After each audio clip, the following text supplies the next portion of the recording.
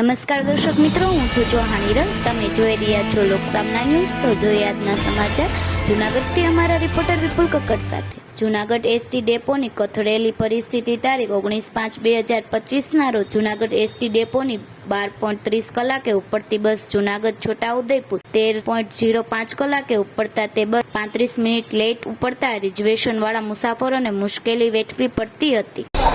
મારું નામ પંકજ છે. રિઝર્વેશન કર્યું હતું જુનાગઢ છોટાઉદેપુરમાં. 12:30નો ટાઈમ છે, 1:05 થઈ હજુ આવી નથી. પહોંચવાનું હતું તે બરોડા. એક લેડીઝ છે, તો એકલા કઈ રીતે કરવાનું? તમે કેટલા મુસાફર છો?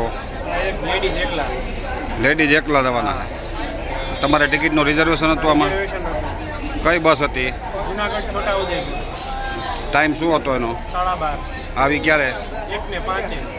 અને આવી જ રીતે જૂનાગઢ જામનગરની બસ જે બપોરે 13 કલાકની હોય, જે બસ 13:40 મિનિટે ઉપડતા તે બસ પણ 40 મિનિટ લેટ ઉપડતા મુસાફરોને મુશ્કેલી વેઠવી પડતી હતી. આવી જ રીતે જૂનાગઢ એસટી ડેપોના ઘણા રૂટની બસ અનેકવાર લેટ ઉપડતા મુસાફરોને મુશ્કેલી વેઠવી પડે છે.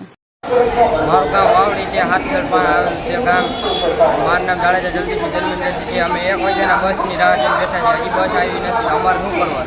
અત્યારે કેટલા વાગ્યા? અત્યારે 1:30 થવા આવ્યો છે, હજી બસ આવી નથી. મારું નામ રામભાઈ ડાયબર માલમ, ગામ રામપુરા, તાલુકો વેરાવળ, ગીર સોમનાથ જિલ્લો.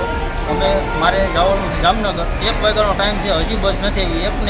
1:20 મિનિટ થઈ છતાં નથી બસ આવી હજી. અમારે કેટલી હેરાનગતિ છે એ તો તમે જો. તમે જામનગર શું કામે જાઓ? જામનગર મારે નોકરી છે, ટાઈમે પૂછવું પડે છે. બરોબર.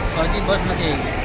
અને આ બાબતની અનેકવાર મૌખિક રજૂઆતો જૂનાગઢ એસટી ડેપોના મેનેજરશ્રીને કરવામાં આવી છે અને આ રજૂઆતને ધ્યાનમાં લેવામાં આવતી નથી. તદ ઉપરાંત ઉડાઉ જવાબ આપવામાં આવે છે. તેમજ ઘણીવાર રસ્તામાં બસ ખરાબ થાય છે ત્યારે 3 થી 4 કલાક સુધી બસ રિપેરિંગ કરવામાં આવતી નથી. આને કારણે મુસાફરો રસ્તામાં હેરાન થતા હોય છે. જે બાબતની પણ મૌખિક રજૂઆતો એસટીના અધિકારીશ્રીને કરવામાં આવી છે, છતાં પણ આ રજૂઆતને ધ્યાનમાં લેવામાં આવતી નથી. તદ ઉપરાંત ઉડાઉ જવાબ આપવામાં આવે છે.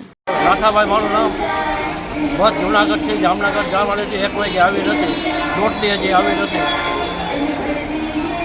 તમારે ક્યાં જવાનું છે? જામનગર. બરોબર. તો ફરી મળીશું એક નવા સમાચાર સાથે. ત્યાં સુધી જોતા રહો લોકસામના ન્યૂઝ.